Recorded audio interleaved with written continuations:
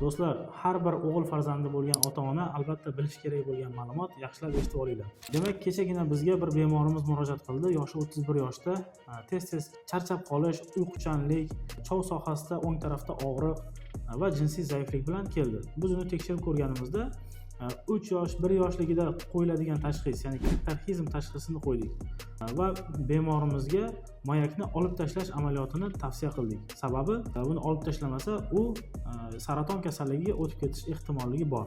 Demak, bunga kim sababchi, kim aybdor deydigan bo'lsak, ota-onaning bilimsizligi va bee'tiborligi sabab bo'ladi.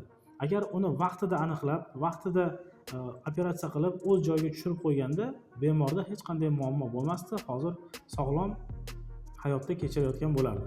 Shuning uchun do'stlar, albatta ota-onalar bu xatoga yo'l qo'ymang.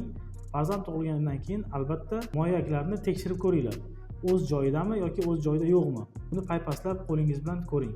Jinsiy a'zolarni ham tekshiring. Uni siydik chiqaruv kanali o'z joyidami yoki boshqa joyda joylashganmi?